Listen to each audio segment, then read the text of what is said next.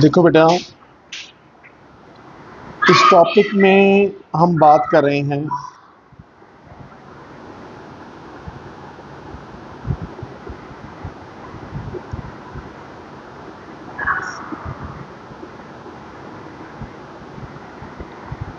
Divisible profit की।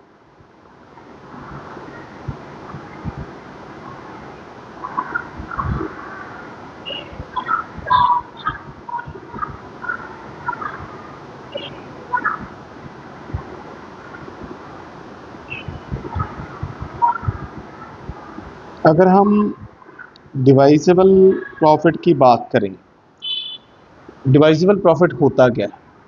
Divisible profit means, पहली मैं आपको बात बता दूं कि सारे का सारा जो प्रॉफिट होता है, all the profit is not divisible. Divisible profit is only those profit which are legally available for as a dividend to the shareholder. So जो हमारा डिवाइजेबल प्रॉफिट होता है,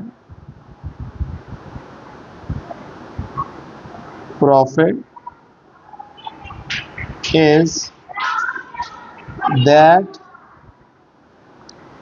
legal profit which is easily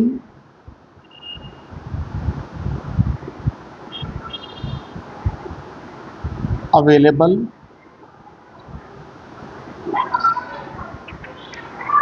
for distribution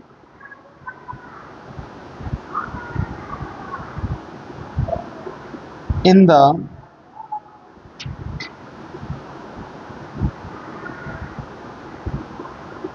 shareholders। कि जो profit free होता है जिसे हम शेयर होल्डर्स में बांट सकते हैं। कहता no dividend shall be declare. तो इसके कुछ रूल्स हैं। सेक्शन ऑफ कंपनीज एक्ट 2013 ने डिवाइजेबल प्रॉफिट के कुछ रूल्स बनाए। सो डिविडेंड मींस, मतलब डिविडेंड क्या होता है? जो हम शेयर होल्डर्स जिन्होंने कंपनी के शेयर्स खरीदे होते हैं उनको कुछ परसेंटेज फिक्स रिटर्न देते हैं, उसे डिविडेंड कहा जाता है। सो डिवाइजेबल प्रॉफिट आप समझ गए। सो डिवाइजेबल प्रॉफिट की कुछ रूलिंग्स हैं जो वो हम बताएंगे, या उनके प्रिंसिपल्स कह सकते हैं या रूल्स कह सकते हैं। रूल्स फॉर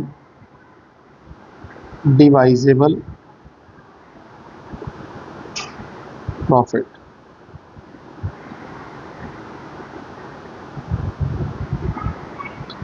सबसे पहला उसमें है,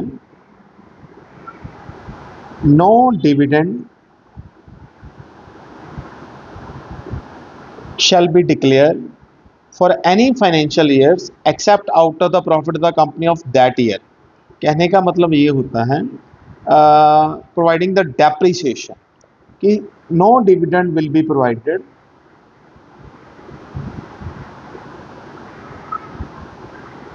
if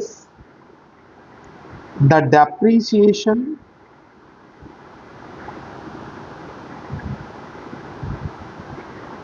is not charged। No dividend will be provided if the depreciation is not charged in books of accounts।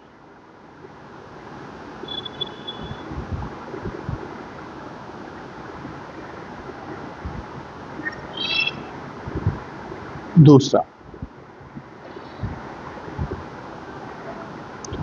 out of the profit of the company of the previous financial year after providing the depreciation, ये तो हो ही गया है।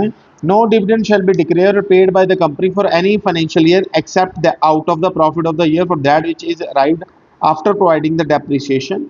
Out of the profit the company out of the profit of the company for accordance with those provision remaining undistributed profit out of the both of the money provided by the central government for the payment of dividend of a guarantee given by the government। सो इसमें सबसे पहले तो condition उन्होंने यही बताई है कि जो हमारा डिविडेंड है, वो डिविडेंड जो हमारा है, वो डिविडेंड हम पहले से ही प्रोवाइड नहीं कर सकते। पहले हमने जो है डेप्रीसिएशन का खर्चा जो है वो अपनी बुक्स ऑफ अकाउंट्स में डालना है। उसके बाद ही हम जो प्रॉफिट बचेगा उसे ही हम डाल सकते हैं। or out of the profit of the company for any previous year.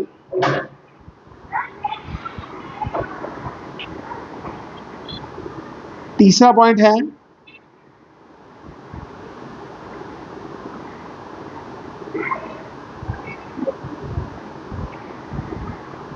कि डिविडेंड प्रोवाइड करने से पहले, बिफोर प्रोवाइडिंग डिविडेंड, जो फिक्स्ड परसेंटेज है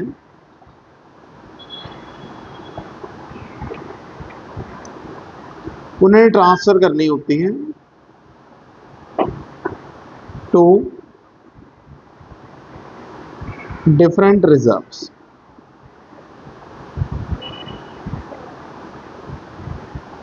ठीक है ना?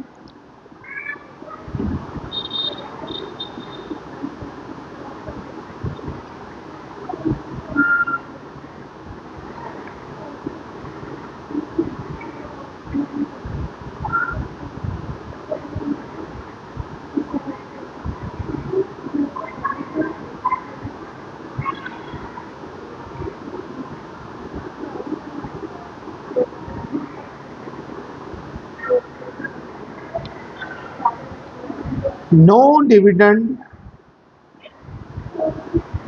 एक और प्रोविजन जो है, no dividend would be provided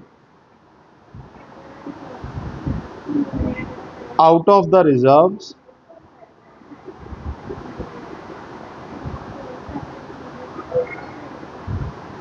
specified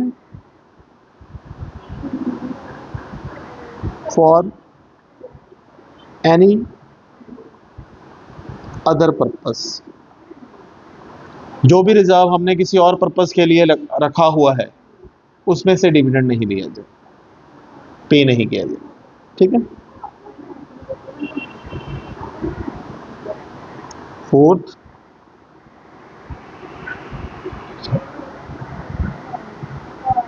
provided that a company may before the declaration of dividend in any financial year transfer such percentage of profit of that। ये तो हो गया। डेप्रिसिएशन शैल बी, ये हो गई है ऑलरेडी कि हमने पहले डेप्रिसिएशन डालनी है। मतलब कहने का मतलब है डिवाइजिबल प्रॉफिट वो होता है जो फ्री है फॉर प्रोवाइडिंग डिविडेंड। देखो पहले क्या होता है कि डिवाइजिबल प्रॉफिट वो होता है जो हमने शेयर होल्डर्स को एज अ डिविडेंड देना होता है।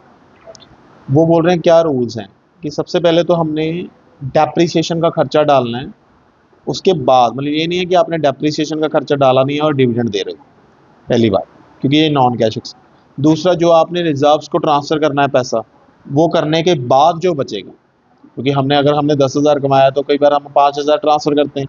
कुछ स्टैट्यूटरी ऑब्लिगेशंस होती हैं कि करना ही करना है, कुछ हम अपनी मर्जी से करते हैं। तो सब कुछ करने के बाद जो आपका प्रॉफिट बचता है दैट इज़ डिवाइजिबल प्रॉफिट। ठीक है, ओके।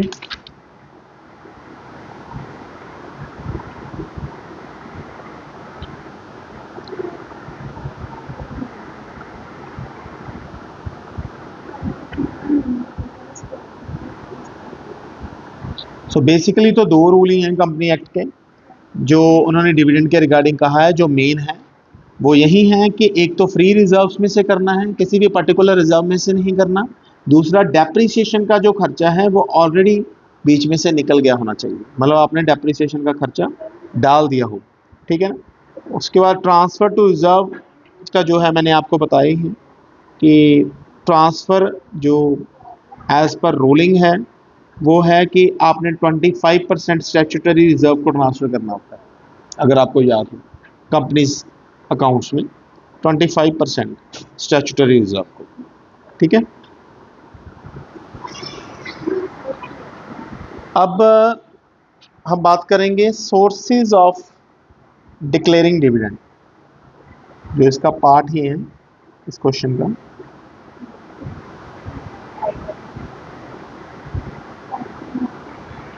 कि हमारे डिविडेंड के सोर्स क्या होते हैं, कहाँ से देना है। Out of current profit,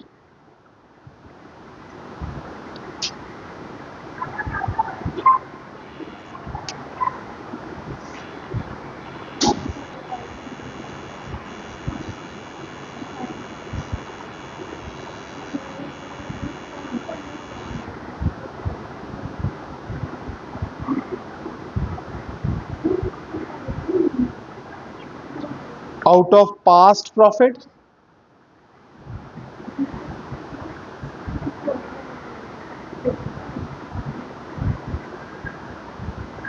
out of past reserves, out of money provided by the government.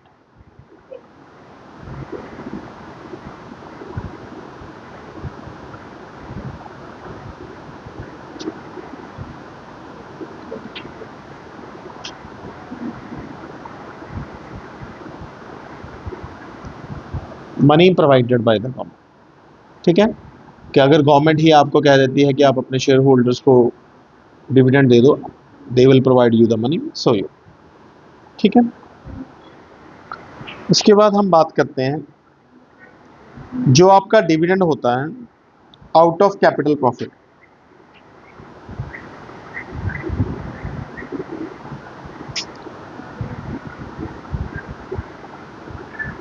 ये क्लियर हो गया ना कि जो सोर्स है या तो करंट ईयर का प्रॉफिट या पास्ट रिजर्व्स या गवर्नमेंट जो मनी प्रोवाइड करेगी उसमें से, ठीक है। सो payment of dividend out of the capital profit भी कर सकते हैं, लेकिन उसकी कुछ प्रोविजंस हैं। स्टॉक जो joint dividend out of capital profit,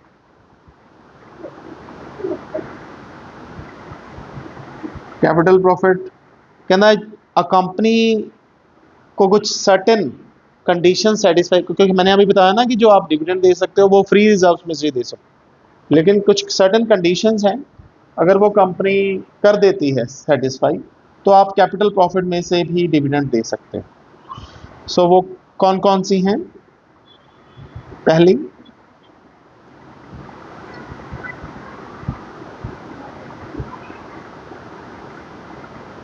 profit,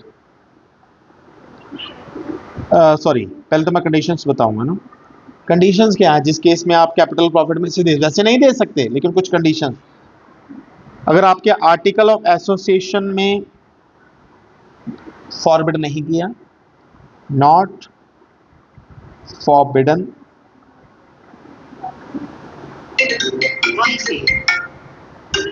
of association में मनाही नहीं है तो आप कर सकते हो। If such profit is actually realised in cash, जैसे फॉर एग्जांपल मैं बताता हूं, याद है हम जब इन्वेस्टमेंट को या फिक्स एसेट को सेल करते हैं तो हम कैपिटल रिजर्व लिखते हैं। कैपिटल रिजर्व वो जो है वो कैश में रियलाइज होता है, क्योंकि 90,000 की इन्वेस्टमेंट जब हमारी 1 लाख में बिकी तभी 10,000 का कैपिटल प्रॉफिट हुआ, तो वो कैश में रियलाइज हुआ, तो उसे कैपिटल रिजर्व का या कैपिटल प्रॉफिट कहा जाए, ठीक है। उसके बाद मतलब उन्होंने यही कहा है कि जो कैपिटल प्रॉफिट हमें कैश में रियलाइज्ड हुआ यू कैन यूज दैट, ठीक है। Surplus did remain after a free evaluation of all the assets of the company. Fair evaluation मतलब वही है revaluation profit, that can also be used. Surplus remain under revaluation,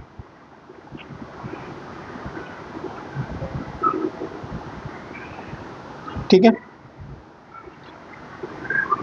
कौन कौन से capital reserves not to be used?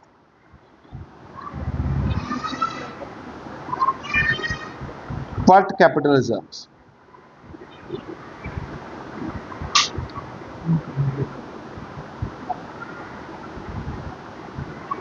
ठीक है, इसमें पहले नंबर पे आता है प्रॉफिट ऑन री इश्यू ऑफ फॉरफिटेड शेयर, ये हम यूज नहीं कर सकते, वही शेयर फॉरफीचर वाला रिजर्व लास्ट में नहीं आता जो, याद है, शेयर फॉरफीचर रिजर्व वो यूज नहीं कर सकते। जागो, जब हम शेयर फॉरफिट करते हैं या रीइश्यू करते हैं तो वहां पे टाइम पे वो नहीं कर सकते। सीआरआर नहीं यूज कर सकते, सिक्योरिटी प्रीमियम रिजर्व नहीं यूज कर सकते, ठीक है ना। Okay, profit prior to incorporation, prior to incorporation नहीं यूज कर सकते। सो ये है जो हम नहीं यूज कर सकते। उसके बाद हम बात करते हैं कितने तरह के डिविडेंड होते हैं। इसमें आपने सारा ही कवर कर देना बेसिकली, ठीक है। कितने तरह के डिविडेंड होते हैं। डिविडेंड एक होता है बेटा इंटरिम डिविडेंड,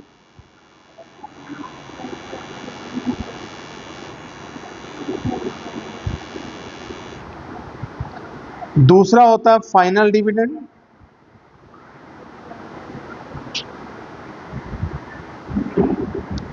तीसरा होता है प्रेफरेंशियल डिविडेंड,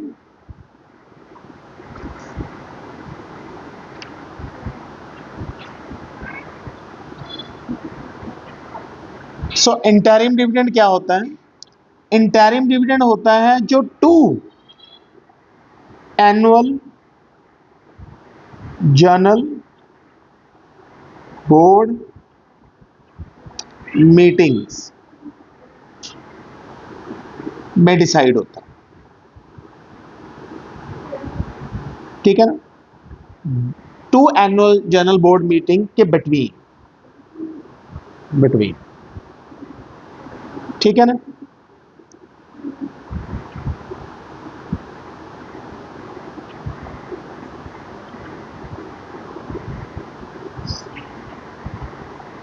ठीक है, so it is a dividend which is declare at annual general. Final dividend क्या होता है, जो जनरल मीटिंग में। इंटरिम डिविडेंड होता है जो दो बोर्ड मीटिंग्स के बीच में, ऐसे ही दे दिया। दो बोर्ड मीटिंग्स मतलब एक साल में एक मीटिंग होती है ज्यादातर, तो दो बोर्ड मीटिंग के बिटवीन जो डिविडेंड दिया जाता है। लेकिन फाइनल डिविडेंड होता है जो बोर्ड मीटिंग में डिसाइड करके दिया जाता है, उसे final decided at board meeting. पता चल गया ना दोनों का, वो दोनों के बीच में किसी टाइम पे ये डिसाइडेड एट बोर्ड मीटिंग। उसके बाद फाइनल डिविडेंड हो गया, इंटरिम डिविडेंड हो गया। डिविडेंड ऑफ प्रेफरेंस शेयर एक फिक्स परसेंटेज होती है, फिक्स परसेंटेज कि हम परसेंटेज कि हम देंगे ही देंगे, कि आपको अपने शेयर के 10%। अगर वो क्यूमुलेटिव है तो उस साल का भी मिलेगा, जिस साल कंपनी घाटे में है अगले साल में मिल जाएगा। उसके अलावा होता है जी scrip dividend. Scrip dividend a type of dividend in the form of shares. Scrip dividend, scrip dividend क्या होता है, in the form of shares. इसके अलावा एक बॉन्ड डिविडेंड होता है in the form of debentures या बॉन्ड्स। उसके बाद एक कैश डिविडेंड होता है in the form of cash, cheque, bank जो आपको आता है। स्क्रिप क्या होता है, शेयर्स की फॉर्म में। बॉन्ड क्या होता है, डिबेंचर्स की फॉर्म में। कैश क्या होता है, कैश की फॉर्म में, ठीक है ना। Okay, is it clear to you, ठीक है।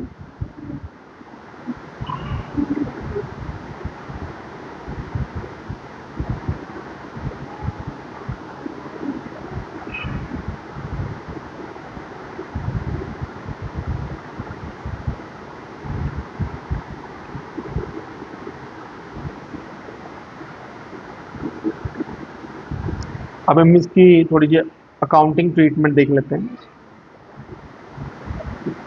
उसके बाद एक खत्म हो जाएगा।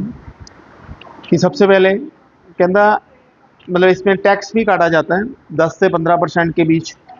टोटल 17% जो है टैक्स काटा जाता है, कॉर्पोरेट डिविडेंड टैक्स। वो काट के आपको पैसे नहीं। सो सबसे पहले एंट्री क्या बनती है, ड्यू की, हमेशा ये बनती है। वो बनेगी surplus account debit to proposed dividend account, ठीक है ना। Surplus account debit to proposed dividend, ठीक है।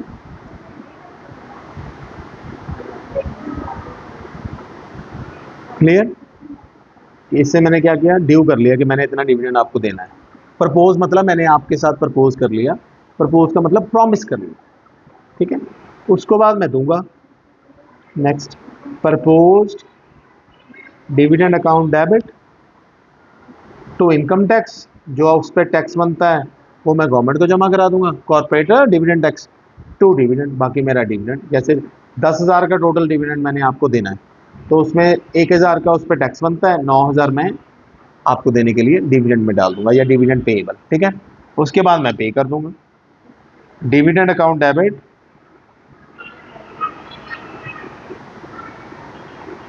टू बैंक अकाउंट,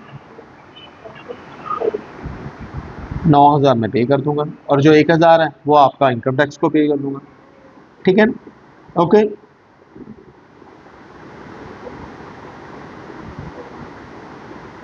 मतलब पहले इन्होंने एक और एंट्री बढ़ा दी कि पहले ये डिविडेंड को डिविडेंड बैंकिंग अकाउंट में डालेंगे, फिर उसके बाद पे करेंगे, ठीक है ना। डन। अगर कुछ डिविडेंड देने वाला रह जाता है तो उसके लिए एंट्री हो जाती है, मतलब कई बार बंदे नहीं मिलते हमें, तो उसके लिए एंट्री हो जाती है dividend account debit to unpaid dividend. जब हमें मिलेगा जिसे हम अनक्लेम डिविडेंड, तब हम डाल देंगे, तब तक हमारी लाइबिलिटी है। बंदा नहीं मिला, नहीं तो डिविडेंड टू बैंक हो जाती, अब डिविडेंड टू अनपेड डिविडेंड होगा, ठीक है। क्लियर। सो ये हमारी है। Is it clear to you?